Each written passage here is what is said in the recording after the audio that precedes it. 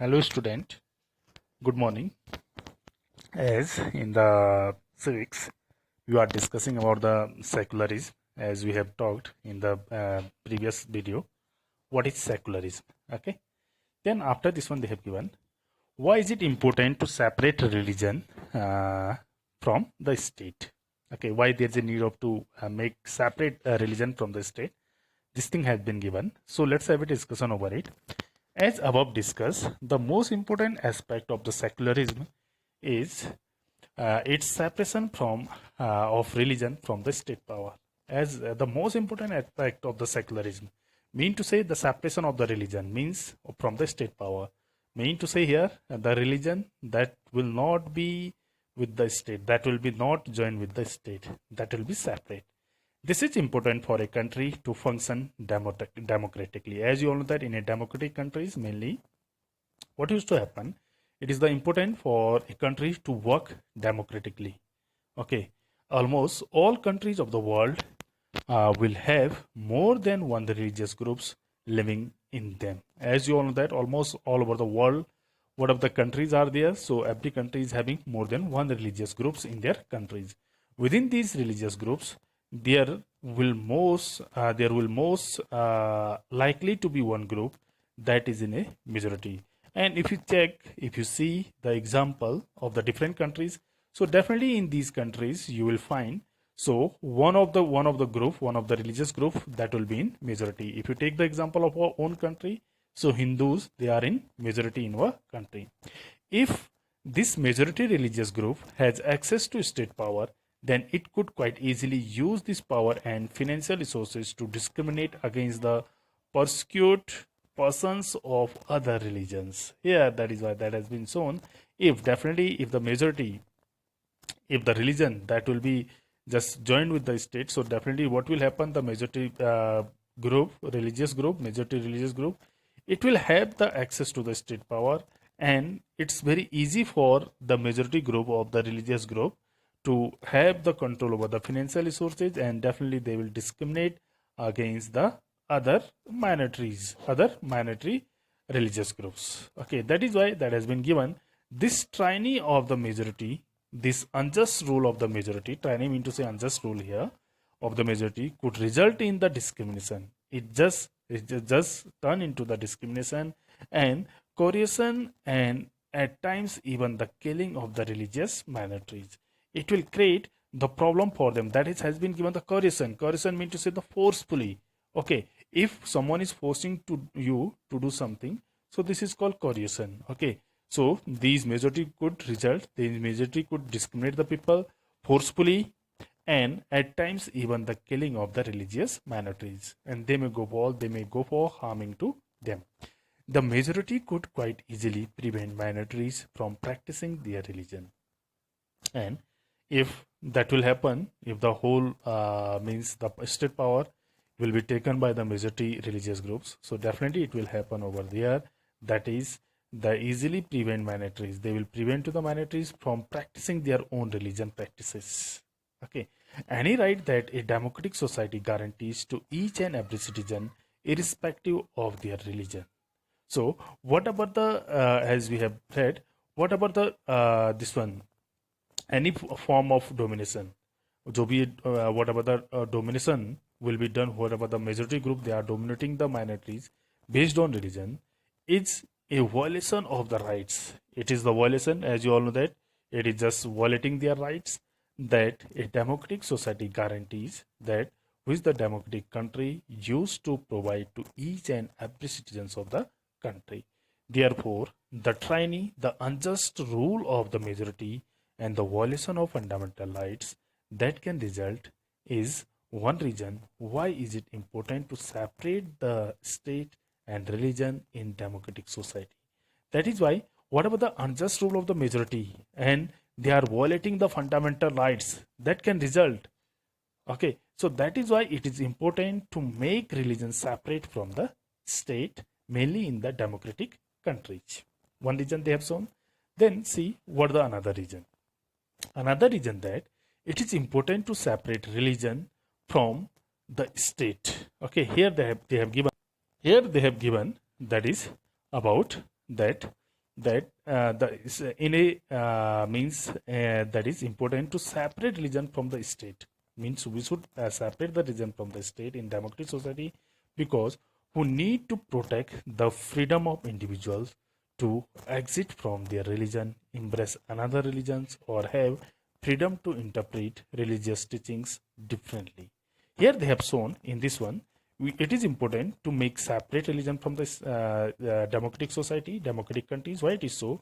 We also need to protect the freedom of individuals, because we have to just protect the freedom of the individuals as well as freedom of individuals to exit from their religion, embrace another religion. We can't force to anyone to just practice the another religion, or have the freedom to interpret. Have the freedom of interpret, mean to say here, all persons have to understand their things on their way. Mean to say all the persons used to must practice. All persons wants to, yeah, all persons whatever they want to wish to do, they could do in their own ways according to their religion. Mean to say, okay. And to understand this point better, let us take the practice of untouchability here. For understanding this one point, so they have given the example here about the practice of untouchability. You might feel that you dislike this practice within Hinduism, and therefore you want to try and reform it. So as you all know that, as earlier in the Indian society, this untouchability was practiced. Now it has been abolished and banned by the Indian government. So if you just in Hindu, within the Hindu religion, if you feel, if you just dislike, if you just dislike this practice, definitely you want to try to reform it. Okay, you want to just reform, and you want to remove the untouchability from the Indian society. However, if state power were in the hands of those Hindus who support untouchability, then do you think that you would have an easy task to try and change this? So here the example has been given. If the state power, mainly the state, whether that is state or central power, that is in the hands of the Hindus who supports untouchability, who believe in the untouchability, so what will happen? So will you able to just solve this task, and will you able to just change this task? Even if you were part of the dominant religious group, you might face a lot of resistance from fellow members of your community. The same thing that happens in terms of the religion, as they have given the example of the untouchability, as if the power has been just in the hands of those people who support the untouchability. So what is the condition? The same condition here in the terms of religion. Okay, here if you are the part of the dominant religious group, so you might face a lot of resistance from the fellow members of your community. These members who have control of the state power might say that there is only one interpretation of Hinduism, and that you do not have the freedom to interpret this differently. Yeah, that is what they have given. If any majority group of the religious, any majority religious group, if they want to dominate the other religious groups, definitely the same condition will happen as the this thing happen in the case of untouchability. Mean to say, who supports the means majority of the religion, mainly majority in our country, that is Hinduism. If you wanted to change, if you wanted to just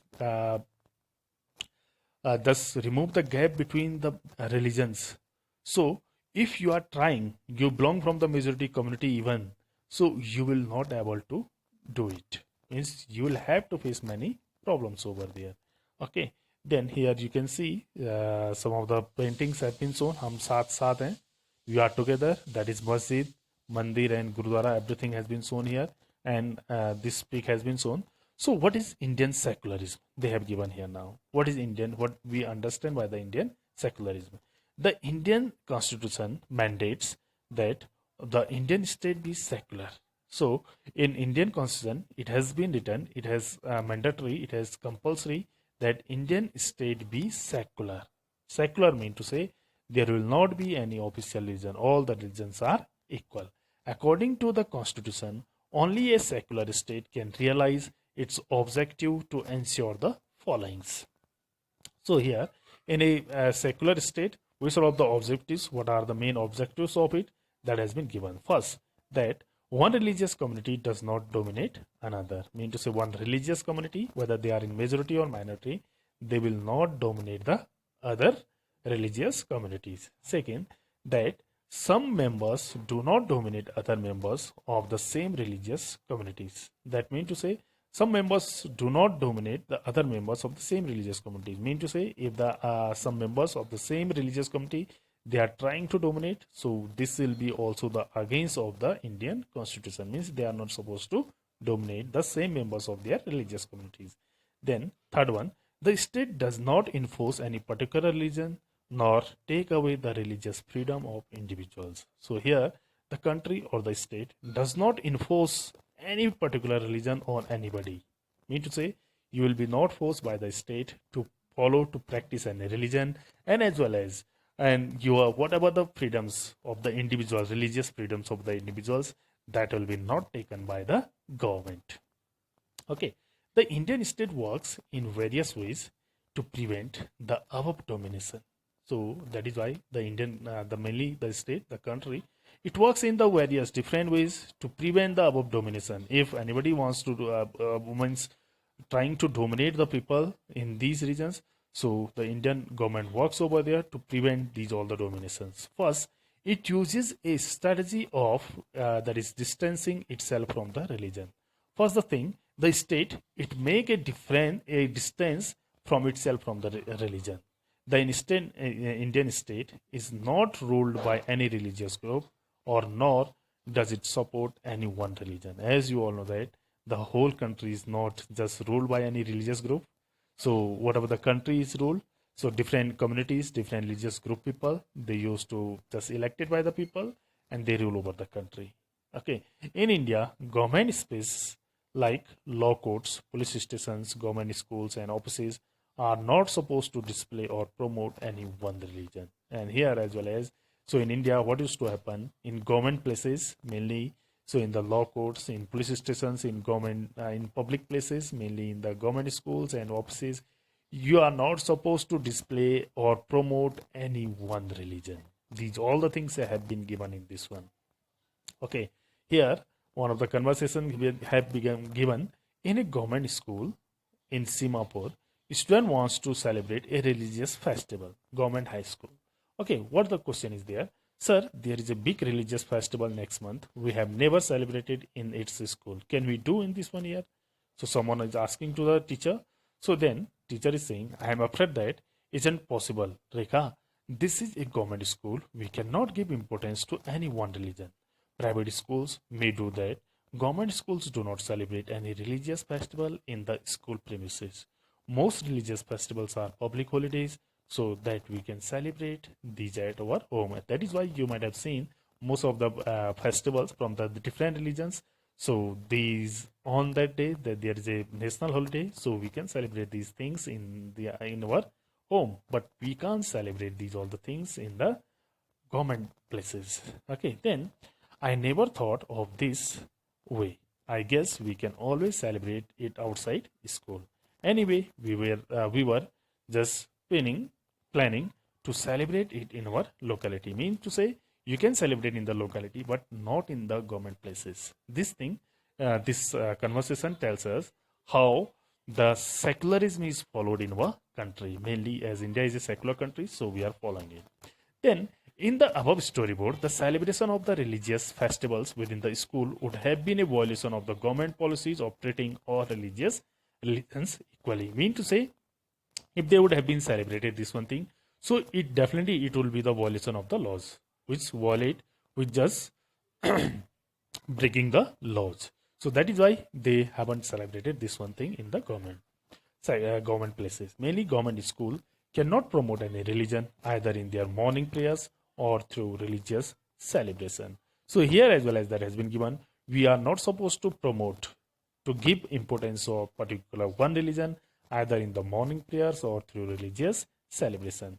This rule doesn't apply to private schools, and this thing also given this rule, it doesn't apply to the private schools. Okay, so after this one, whatever they have given, we will have a discussion over it in the next video. Okay.